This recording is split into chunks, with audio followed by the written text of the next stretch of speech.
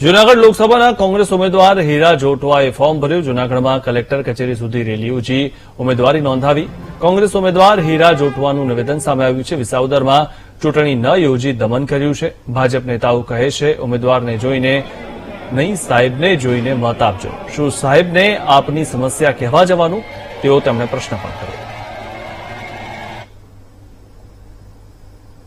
10 વર્ષથી જોઉં છું, એમાં પહેલી વખત આ ચૂંટણી જાહેર થયા પછી મીડિયા ખૂબ તટસ્થતાથી બતાવે, ખૂબ લાગણીથી જે પણ હોય તે બતાવે છે. એવું પેલા તો મીડિયાને મિત્રોને મારી વિનંતી કે આ લોકશાહી પર્વ છે, આપ સૌની અને વિપક્ષની જવાબદારી છે. અમે તો જનતા પોતે જ એમના હક માંગવા રોડ ઉપર આવી ગઈ છે. ત્યારે જૂનાગઢની પ્રજા ખૂબ પીડિત છે કોર્પોરેશનથી. ત્યારે જયારે અહીંયા પાણી ભરાવાનું હતું અને અમુક લોકોના કારણે એના સીએમએ પણ કેવું પડ્યું કે રાજધર્મ બજાવો, એમ છતાં ન તો નગરપાલિકાએ કે ન તો અહીંના એમપીએ રાજધર્મ બચાવ્યો.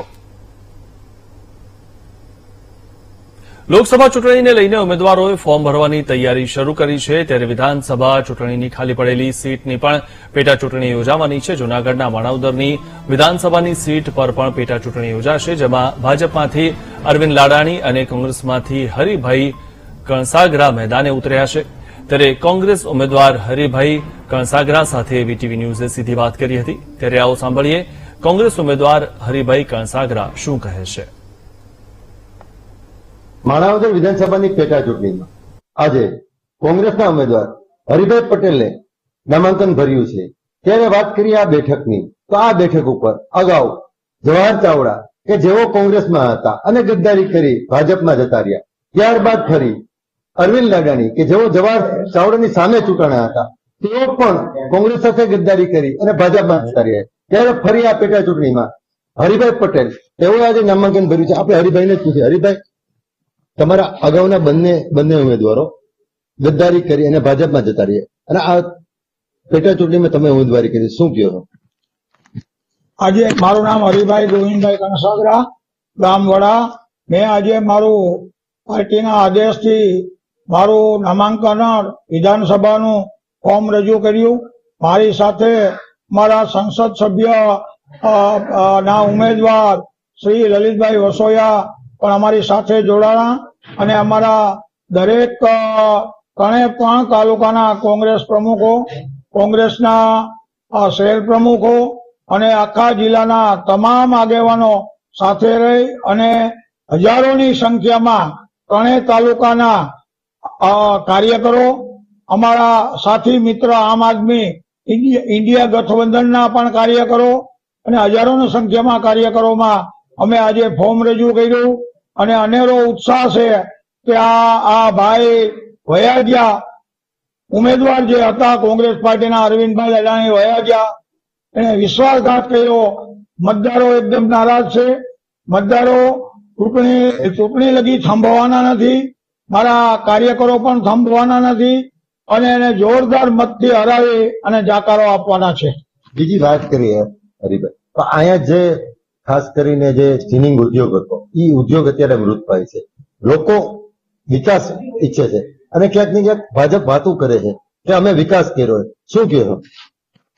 માણાવદર, વંથલી અને મેંદરડાના જે અમારા 3 તાલુકા છે એ ખેડૂત લક્ષી તાલુકા છે. અહીંયા ખેડૂતો રહે છે, ગરીબો રહે છે, મધ્યમ વર્ગના લોકો રહે છે.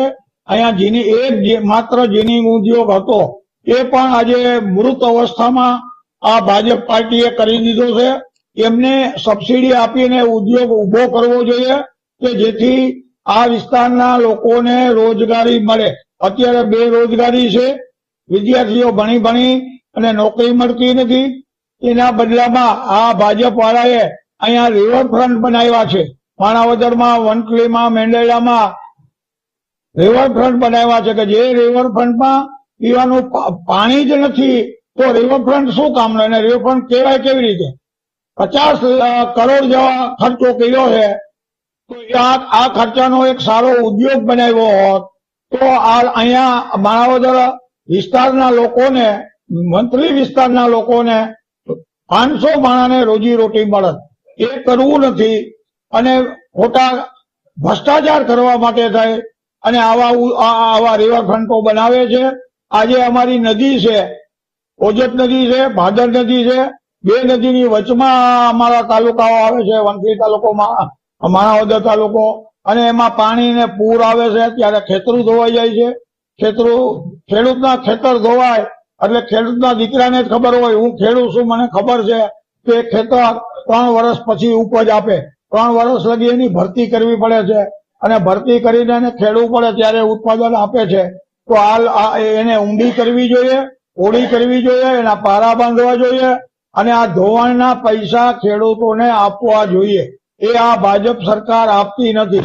18-19 નો વીમો, 19-20 નો વીમો કે જે સરકાર, જે ખેડૂતોએ પોતાનું પ્રીમિયમ ભર્યું છે છતાં પણ ખેડૂતોને વીમો નથી આપ્યો. તમે શું કરશો? હું આના માટે મારા માણાવદર, વંથલી અને મેંદરડાના વિસ્તારના મારા આગેવાનો અને મારા મતદારોને સાથે રાખીને હું સતત આ વિસ્તારનો વિકાસ કરવા માટે હું તન, મન અને ધનથી આમાં હું પૂરા પ્રયત્ન કરીશ કે આ લોકો, આ મારા વિસ્તારના લોકોનો વિકાસ થાય, મારો વિસ્તારનો વિકાસ થાય, રોડ રસ્તા સારા બને, એને પીવાના પાણી મળે, એને સિંચાઈનું પાણી મળે, એવા માટે હું તમામ પ્રયત્ન કરીશ.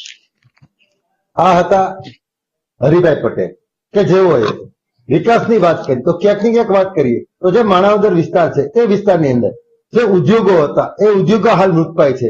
ત્યારે જોવાનું નહીં રહેશે કે હરિભાઈ ચૂંટાય અને આ જે માણાવદરનો વિકાસ કરે, એવી લોકોની પણ અપેક્ષા છે. બિપિન પંડ્યા, VTV, જુનાગઢ.